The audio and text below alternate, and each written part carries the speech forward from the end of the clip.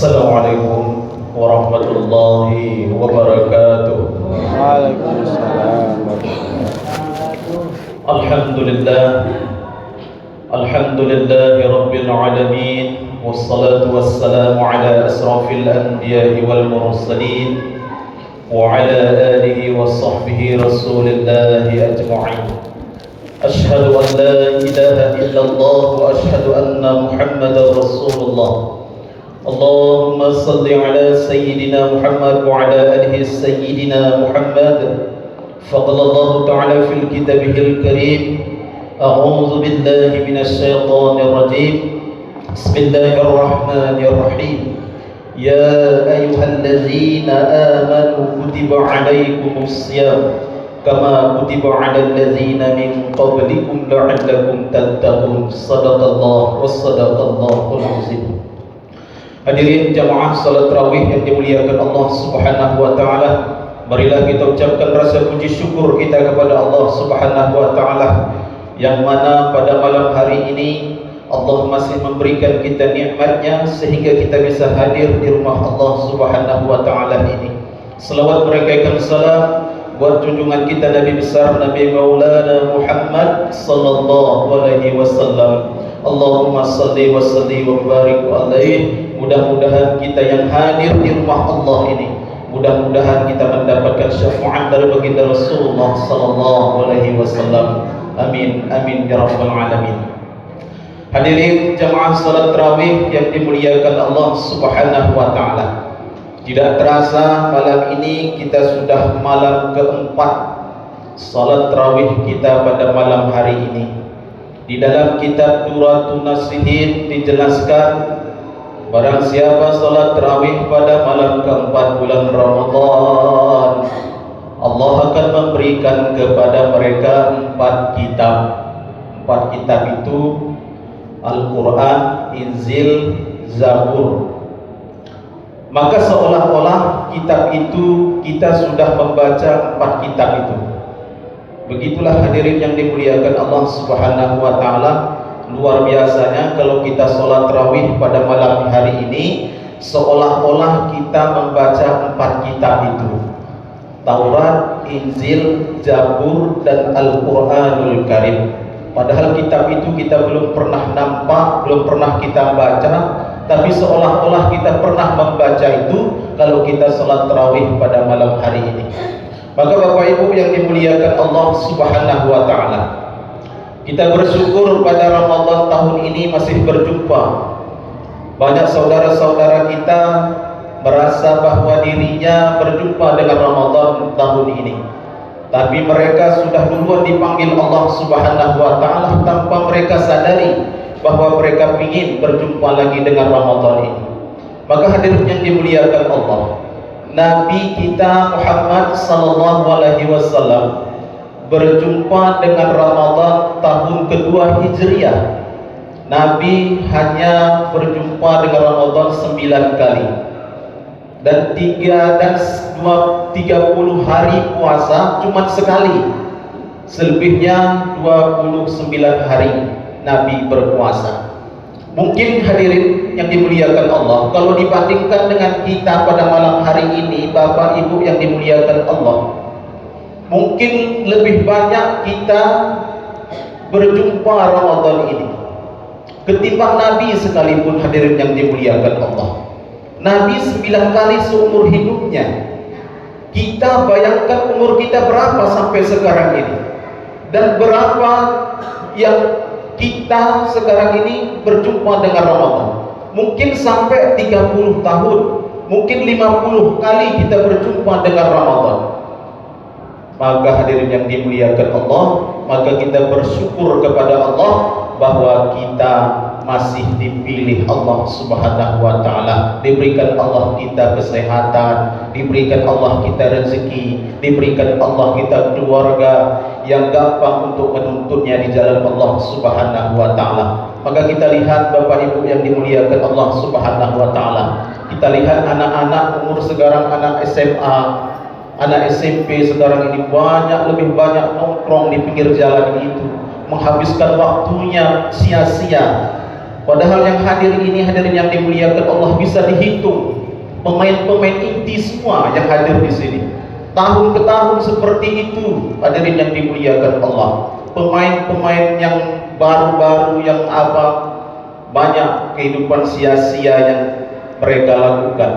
Maka hadirin yang dimuliakan Allah, maka puasa ini sebetulnya kita pun tidak setujunya 30 hari puasa itu. Pinginnya selesai langsung takbiran kita, kalau bisa 3 hari aja.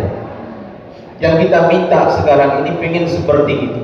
Rasanya Ramadan ini seolah-olah membawa kita, pikiran kita kacau balau, risau, gundah gulana. Seolah-olah Ramadan ini datang menyempitkan perasaan kita, hati kita. Padahal sahabat-sahabat dahulu pingin mereka Ramadan itu 1 tahun penuh. Tapi beda kebalikannya dengan kita. Itulah kualitas ibadah kita dengan mereka itu, hadirin yang dimuliakan Allah. Maka kita pingin seperti itu. Kalau bisa 10 hari, 5 hari selesai Ramadan ini. Siapa yang membuat rumus itu? Siapakah yang membuat ide itu? Bukan sembarangan, hadirin yang dimuliakan Allah. Atuk kita yang pertama kali membuat itu. Siapa atuk kita? Nabi Adam alaihi salam. Nabi Adam dilarang Allah untuk mendekati pohon. Pohon itu pohon terlarang. Hai Adam, jangan kau dekati itu pohon. Mendekat saja kau tak boleh, apalagi memakan buahnya. Nanti kau akan menjadi orang yang rugi. Tapi Nabi Adam ini rambut itulah sifat laki-laki, rambutnya pendek tapi akalnya panjang. Kalau perempuan rambutnya panjang, akalnya pendek. Sudahlah digoda oleh iblis, digoda juga oleh istrinya Hawa. Kata Hawa, hampiri saja bang, tak masalah itu. Karena dilarang itu supaya Allah takut kita kekal di dalam surga ini. Gak masalah bang, hampiri saja, dibujuk sama Hawa. Sementara Adam ini sudah kuat tapi dibujuk sama istrinya. Makanya kalau kita lihat di dunia ini, tak usah dunia Indonesia ini, survei membuktikan mana lebih banyak orang korupsi, laki-laki atau perempuan? Lebih banyak laki-laki. Tapi laki-laki itu sebetulnya udah tahan imannya, tapi diganggu oleh kuntilanak, rambutnya panjang. Pada malam hari datang dia ke ketek suaminya, digelitiki suaminya. Bang, itu tetangga itu bang, baru beli ekmek bang, baru beli ekmek baru bang, baru keluar tahun ini bang. Abang kan di kantornya bang, tempat duduk abang kan basah bang. Kenapa sih bang tidak sahabat sikit bang, serondok-rondokkan duit-duit kantor itu, kenapa sih bang? Begitulah godaannya, hadirin yang dimuliakan Allah. Sehingga Nabi Adam terjerumus dan termakanlah buah terlarang itu. Akhirnya masuk ke perut Nabi Adam, akhirnya keluarlah puri-puri. Akhirnya Nabi Adam menjadi kuat. Akhirnya Nabi Adam seteguk air pun tak bisa untuk masuk ke dalam perutnya, tak bisa menelan benda apapun. Air yang lembut tak bisa lagi ditelan. Saking Allah marahnya kepada Nabi Adam, sampai Nabi Adam itu tidak bisa makan dan minum selama 30 hari 30 malam. Maka hadirin yang dimuliakan Allah, dari situlah rumus kita Ramadan ini, bahwa puasa kita itu 30 hari. Cuman gak malamnya kita gak puasa, itulah sayangnya kita sama Allah. Beda orang nabi-nabi yang terdahulu. Makanya sesuai ayat Al-Quran, ya ayyuhallazina amanu kutiba alaikumussyam kama kutiba alal ladzina min qablikum. Sudah diwajibkan atas sebelum kita. Berarti sebelum kita ada nabi-nabi terdahulu sudah melakukan puasa, termasuk Nabi Adam alaihissalam. dan Nabi Musa alaihi salam. Nabi Musa sama juga puasanya seperti kita, 30 hari, tapi mereka pakai malam. 30 hari, 30 malam tidak bisa makan dan minum. Ketika Nabi Musa naik ke Bukit Tur Sina, bermunajat kepada Allah, berdialog dengan Allah dalam keadaan berpuasa. Ketika Nabi Musa naik ke Bukit Tur Sina, Allah panggil Nabi Musa, "Ya Musa." Nabi Musa tak mau menjawab. Dipanggil Allah lagi, "Ya Musa." Tidak mau menjawab Nabi Musa. "Ya Musa." Dipanggil 3 kali tak mau menjawab. Kenapa tak mau menjawab? Bayangkan 30 hari 30 malam tidak makan, tidak minum. Cemana kerompongnya ini, hadirin yang dimuliakan Allah. Kita lebih kurang 8 jam menahan haus dan lapar, melihat iklan Mirjan saja pun di TV sudah menggelegar-legar dari leher kita ini.